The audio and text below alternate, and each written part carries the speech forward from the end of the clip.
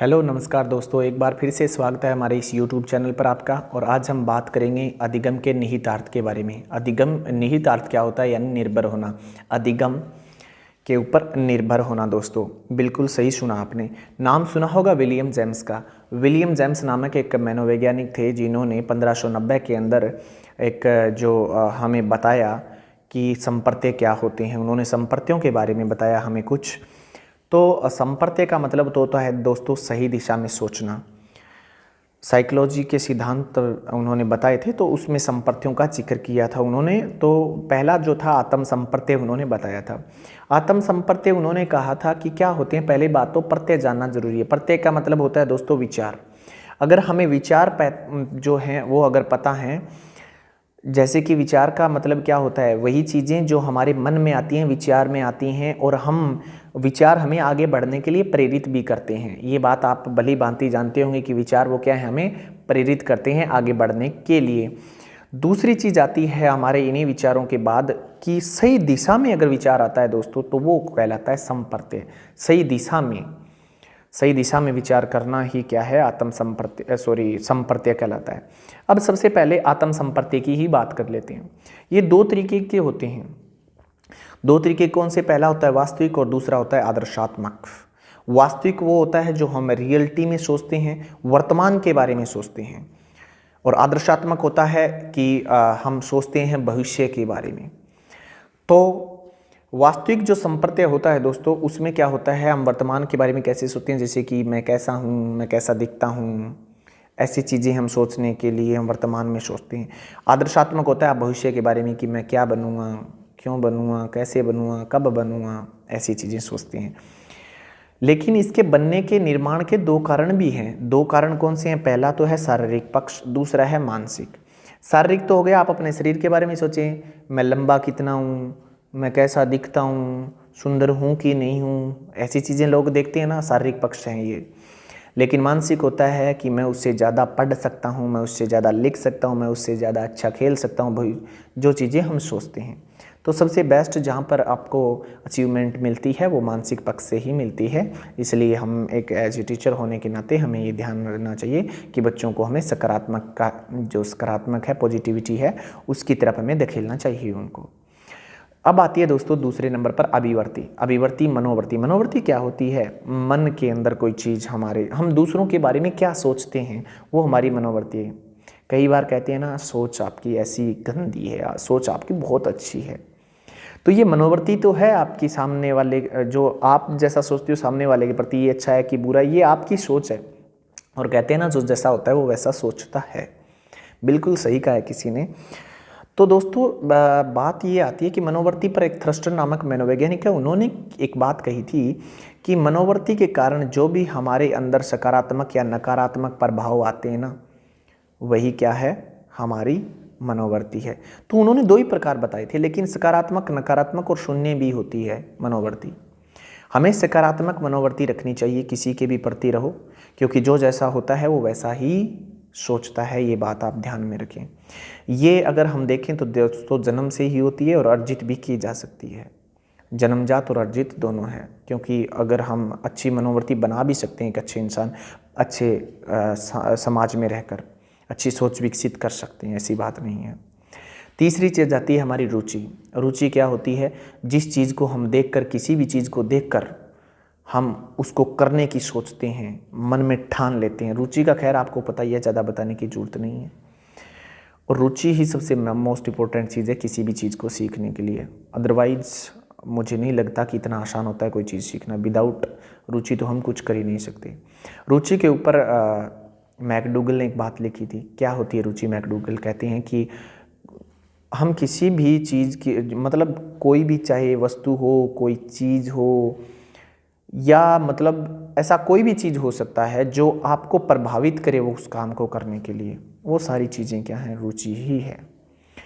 तो यानी उनका प्रभाव पड़े हमारे ऊपर। जैसे हम कई बार कहीं पर जाते हैं, किसी की ड्रेस देख लेते हैं, यार ये तो बहुत सुंदर है, और हमारे अंदर रुचि पैदा हो जाती है, मैं भी खरीदूँगा। तो ये प्रभाव ही तो पड़ा उसका। तो ये मैकडूगल ने ये बात बोली है। अब आगे बढ़ते हैं दोस्तों, रुचि से आगे बढ़ते हैं और बात करते हैं कि रुचि होती कैसी है। जो देखिए, रुचि दूसरों की जानना आसान नहीं है। जन्मजात और अर्जित दोनों ही हैं, ठीक है, लेकिन दूसरे की रुचि जानना ज़रूरी इतना आसान नहीं होता। हम नहीं जान सकते कि वो किस तरह की रुचि रखता है, मुश्किल है। उसके बाद आता है अभिवर्ती या अभियोग्यताएं। क्या होती हैं अभिवर्ती? जब आप किसी पद पर हैं, अभियोग्यता भी बोल सकते हैं हम इसको, जैसे डॉक्टर हो गए, वकील हो गए, ये अभिवर्ती हैं, अभिवर्ती ही हैं। और ये क्या है? अभिवर्ती रुचि का ही एक रूप माना जाता है, यानी उसका भविष्य माना जाता है। रुचि का भविष्य अभिवर्ती कैसे? क्योंकि आज अगर रुचि है आपकी टीचर बनने की, कल को आप टीचर बन गए तो ये आपकी अभियोग्यता तो टीचिंग है ना। कोई डॉक्टर है, कोई इंजीनियर है, वो सारी अभियोग्यताएं हैं उनकी, क्योंकि ये भविष्य इसलिए माना गया क्योंकि आज आप डॉक्टर बनने की सोच रहे हैं, कल को डॉक्टर बन गए तो रुचि पहले डॉक्टर बनने की थी, आज आप बन गए तो अभियोग्यता आपकी है डॉक्टर, और रुचि क्या थी आपकी? पास्ट थी। अब दोस्तों बात आती है नेक्स्ट पॉइंट की तरफ हम बढ़ते हैं, अभिरुचि अभियोग्यता के बाद। अब उसके अंदर अब बात आती है कि ये होती कितने प्रकार की? ये कई प्रकार की होती हैं, जैसे कि यांत्रिक रुचि, जैसे कि कोई मिस्त्री होता है, जैसे कि कोई इंजीनियर होता है, ये यांत्रिक रुचि होती हैं। एक होती हैं जैसे कि आपने देखा होगा शैक्षणिक रुचियाँ, जैसे कि कोई लेखक है, कोई पत्रकार है, कोई टीचर है, तो कोई स्टूडेंट है। और इसी तरह से हम समझ सकते हैं कि नैतिकता संबंधी भी आप रुचि रख सकते हैं, किसी का आदर सम्मान करना, ये भी आपकी एक नैतिक रुचि होती है। और अगर हम बात करें जिस तरह से कि रुचियों के अंदर, जैसे कि एक डॉक्टर हो गया, एक वकील हो गया, ये किस में आती है? संवेदनात्मक रुचि में ये आते हैं। डॉक्टर हो गए, वकील हो गए, सारे के सारे संवेदनात्मक रुचि में आते हैं। दोस्तों अब बात करते हैं रुचि के बाद, जिस तरह से हमारा नेक्स्ट पॉइंट आता है अभिवर्ती के बाद, उस पर जो नेक्स्ट हमारा पॉइंट है वो दोस्तों आदत है। आदत से पहले मैं एक चीज़ और याद करा देना चाहता हूँ आपको, एक कलात्मक रुचि भी होती है, जिसमें जो चित्रकार होते हैं ना, जैसे कि कोई चित्रकार हो गया और या कोई गायक संगीतकार हो गया, वाद्य यंत्र बजाने वाले, ये सारे के सारे इसमें आते हैं। एक सामाजिक रुचि होती है जिसमें नेता आ जाते हैं, समाज से जुड़े हुए लोग, समाज से भी आ जाते हैं उसमें। आदत दोस्तों, आदत क्या होती है? जो भी हम कोई काम करते हैं उसकी लत लगना ही, खैर ऐसा नहीं मानते हुए, जैसे कि कोई हम काम करते हैं उसको बार बार दोहराते हैं, और अक्सर हमें ये ऐसे देखा जाता है। बाकी आप मेरे से ज़्यादा समझदार हैं, आपको इसमें पता ही होगा कि आदत क्या होती है। लेकिन आदत मैटर करता है परिभाषाएं पर, कि परिभाषाओं के आधार पर हम समझेंगे कि आदत क्या है, आदत क्या होती है। पहले जो सबसे पहले हमारे नाम मनोवैज्ञानिक आते हैं, उनका नाम है गैरेट। गैरेट कहते हैं कि कोई भी कार्य करने से पहले तो हम नॉर्मली तरीके से करते हैं, लेकिन वो धीरे धीरे क्या है, स्वतः होना शुरू हो जाता है, इसे ही हम आदत कहते हैं। दूसरे नाम है लाडेल, वो कहते हैं पहले तो हम काम को करते रहते हैं, लेकिन जैसे जैसे हम करते हैं, यानी कोई भी काम जानबूझकर करते हैं, लेकिन बाद में वह क्या है, खुद ही होने लग जाता है बिल्कुल ईजी तरीके से। तो इसलिए लाडेल का विचार भी बड़ा महत्वपूर्ण है, और उन्होंने कहा इसी को ही हम आदत कहते हैं। नेक्स्ट आता है ड्यू ऑफ वेलिंगटन। उन्होंने कहा कि आदत हमारा एक जो स्वभाव है वो दूसरा स्वभाव है। दूसरा स्वभाव कैसे है? उन्होंने कहा ये जो हमारा आदत क्या है, जो एक तो नॉर्मल स्वभाव होता है आपका, एक दूसरा स्वभाव, यानी ये ऐसा स्वभाव है जो 10 गुना ताकतवर होता है पहले के मुकाबले। ये वेलिंगटन, एक रायबरन नामक मनोवैज्ञानिक है, वो कहते हैं कि सीखना है यानी अधिगम जो है वो क्या है, आदतों का एक निर्माण की एक प्रक्रिया है। इसी के बीच में एक मनोवैज्ञानिक हुए जिनका नाम था वैलेंटाइन।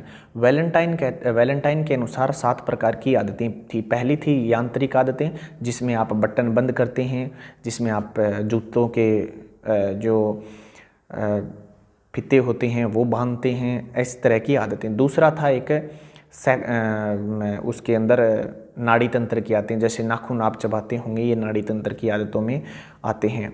एक आदत थी भावना संबंधी आदतें, भावना संबंधी आदतें, किसी के प्रति दया दिखाना, धर्म दिखाना, ये इस तरह की। एक थी भाषा संबंधी आदतें, यानी आप भाषा किस तरह की यूज करते हैं दूसरों के सामने, ये भी इन आदतों में आती हैं, किसी को गाली गलौज करना वगैरह वगैरह ये।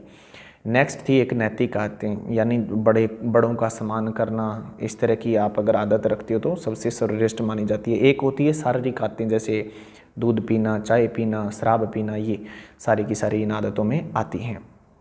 तो दोस्तों ये आदत संबंधी थी। अब बात हमारा लास्ट एंड फाइनल पॉइंट आता है, वो है सामाजिक कौशल कि सामाजिक कौशल क्या होता है। सामाजिक कौशल दोस्तों आपने नाम सुना होगा MP मुफात का। वो उनके अनुसार हम बात करते हैं। वो कहते हैं कि देखो, जीवन में हमें समाज में रहना है, समाज के अनुसार जीना है, और उनके अनुसार हम कोई भी कार्य करते हैं समाज के अकॉर्डिंग चलकर, तो हम उनको समझना, उनकी संस्कृति को समझना, उनके माहौल को समझना, और फिर अपना नाम कमाते हैं, तो वही रियल मायने में एक सामाजिकरण है हमारा। अच्छा, सामाजिक कौशल है। जैसे कि सामाजिक कौशल किस में होगा, ये कैसे पता चलेगा? जिसमें आप भी समझ सकते हैं, जैसे कि अगर मान लीजिए अगर एक अच्छा सामाजिक इंसान है, वो क्या करेगा, उसका स्वभाव बहुत अच्छा होगा, उसकी सोचने की क्षमताएं बहुत अच्छी होंगी, वो सभी से मिलनसार होगा, उसकी अगर बोलचाल की भाषा देखेंगे वो भी बहुत मीठी होगी, सेवा भी करेगा, सामाजिक सेवा करने में भी वो पीछे नहीं हटता, और दूसरों के साथ उनके संबंध भी बड़े मधुर होंगे। तो इस तरह की अगर उन चीज़ों में, मतलब हर काम में वो परफेक्ट होता है, इस तरह की अगर सिचुएशन आती है तो वो एक उनमें सामाजिक कौशल भरा हुआ पड़ा होता है। तो दोस्तों अगर आपको ये चैनल अच्छा लगा है, और तो अगर दोस्तों आपको ये चीज़ें समझनी है बेटर तरीके से, तो सामाजिक कौशल की बात नहीं है, खैर चाहे कोई भी चैप्टर हो, आपको सीखने के लिए एक किताब या एक पीरियड की आवश्यकता नहीं है, बल्कि